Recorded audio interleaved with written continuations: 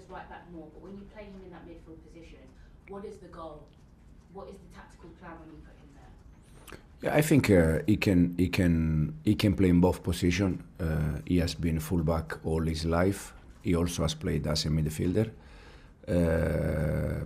But I think he can be good in both positions. When we decide for him as a midfielder, most of the time is also when we want physicality in terms of midfielder, when we face some team that they are strong in the middle.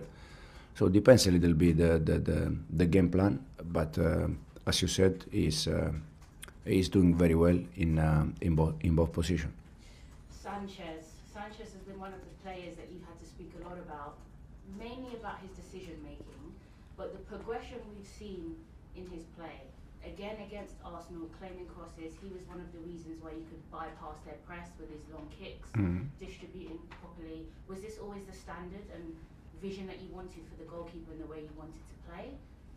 Yeah, I think Robert, in terms of saving, he has been always good since I joined the club. In terms of build-up, he struggled a little bit. But I said since day one, our build-up depends a little bit how the other team press. So sometimes we go long, sometimes we go short. I think Robert's game against Arsenal has been one of his best game also in build-up, because we play also some goal kick short when we arrive in the other box. He played 4 or 5 balls between the line, one for Estevao, the other one for Malo. But sometimes we also need to go long. 2 games ago against Burnley, we scored starting the second goal from Robert. So he's improving, especially in the build-up. You have Leeds next, a very traditional rivalry for Chelsea fans.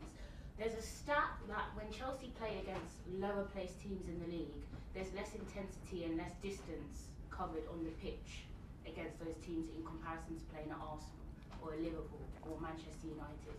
Is this done on purpose to maybe preserve legs and intensity of your players, or is this more game-to-game, game plan basis?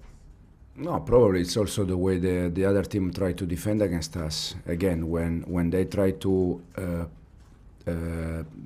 do high pressing, so that means that you have more space, you can run more because there is more space to attack. When they just sit back, there is not a lot of space to cover in terms of running in behind. So change a little bit. So I think personally, depends a little bit how the other team they behave. So I think this is the reason. Thanks, Soraya. Nizar? Hi, Enzo. I don't ask your team, but I was wondering if Cole Palmer might feature in this game, because has he got a chance of playing from the start and making a major impact throughout December, or do you need to keep managing him this month? No, he can. He is available. The last game he was on the bench. For sure, with 10 players was more complicated, for Cole, because now he needs to come back in terms of also fitness condition. He's available. He can start the game. The idea with him is to start giving minutes until he can play. He can play 90 minutes. Is your biggest challenge for these next 3 games trying to replace Moises Caicedo, because you used him in 50 out of your 51 Premier League games, so it's almost like new territory for you and Chelsea to try and find other midfielders maybe to replace him? Yeah, absolutely, yes. But is for sure, again, we are a better team with Cole, we are a better team with Moy, we are a better team with Levi.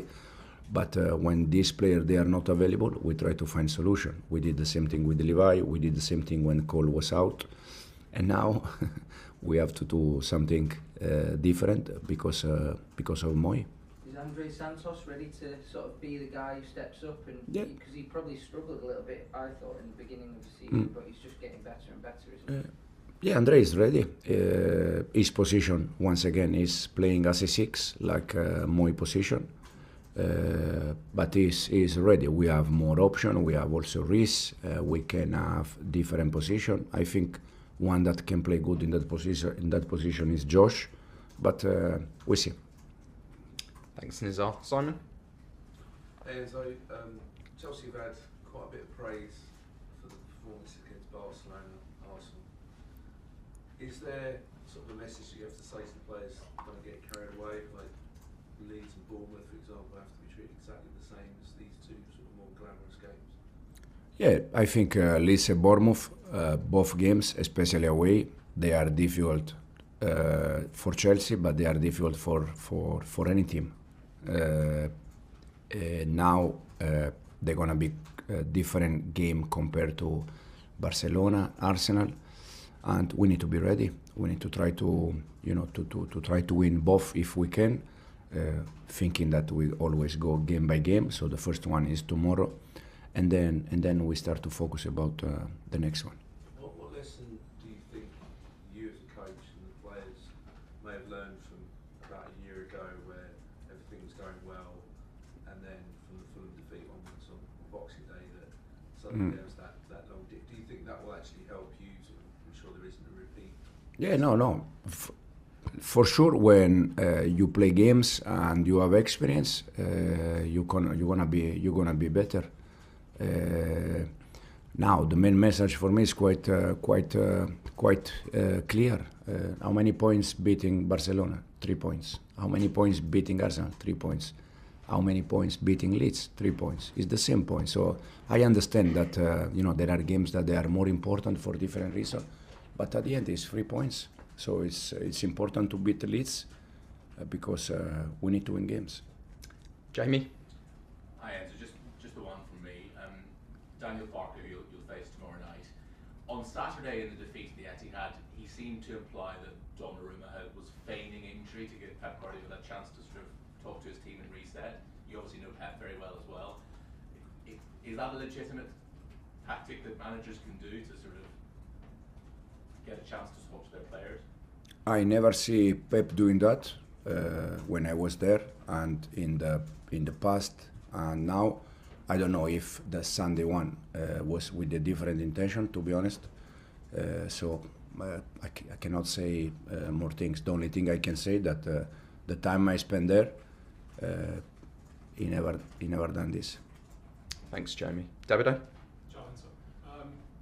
I was actually at the Saturday game in City Leeds, and they were able to change from 4-3-3 to 3-5-2 at halftime, and coming back from down to 2-0 to 2-2. For what kind of Leeds are you ready? This is a good question. I don't know. So Farke played more than 200 games with the Norwich, and he played just 16 or 17 games with back five, and he play always back four. With the Leeds, he play all games with back four, unless second half against City, back five.